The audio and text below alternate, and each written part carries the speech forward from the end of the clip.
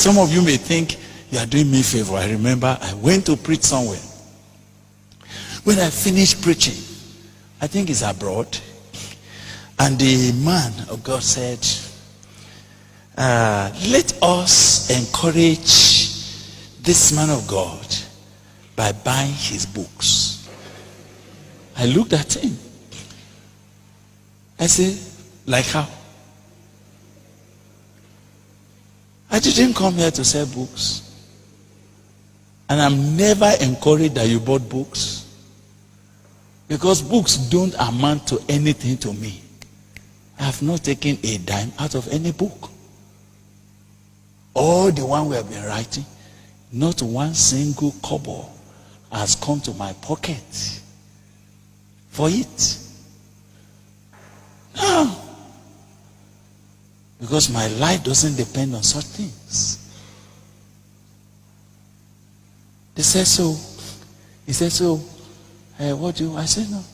If anybody want to buy a book, they should buy a book on their own. They should not attach me to book. Then I finished preaching somewhere again, and a group of white people, they are preachers that I have gone to preach to, and they gathered around me, when they wanted to discuss with me, they said, can we have a coffee together? They want to engage me to talk. So when we sat down and we ordered for coffee and we were drinking, then one of them said, yes, Gbile,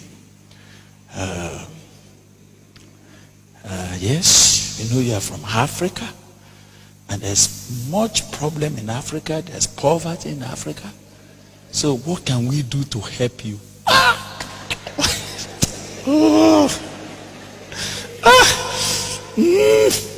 The coffee became sour in my mouth. I put it aside. I said, what do you mean by that? Say, when we are talking about how we can support you, how we can help you, because we know there's a lot of problem in Africa. I say, who told you? Did I appear to you as someone who has problem? Do you know that, honestly speaking, you are the one that has a serious need?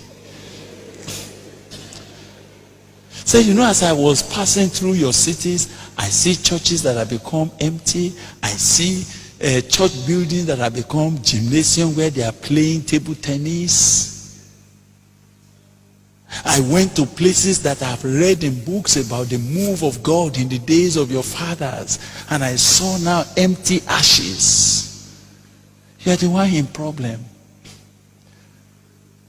And if you want to do anything that will make me happy, is to obey what I've come to say to you.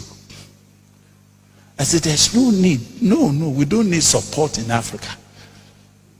All that we need to do the work of God in Africa is in Africa. That's why I paid my ticket. And I'm actually trusting God to support you here.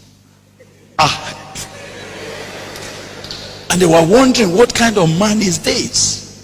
They've never seen a preacher from Africa who didn't come to beg. So they brought an envelope. Hey, this is for your transport. I said, no. This transport was settled. God settled it. This, I want you to take it. Go and put it in the work that you are doing. And I will pray for you that God will cause the seed to break forth in your life. Then the topic changed. Then they started saying, nobody has taught us the word of God like this. Can you please come to our own place? Come to our own place.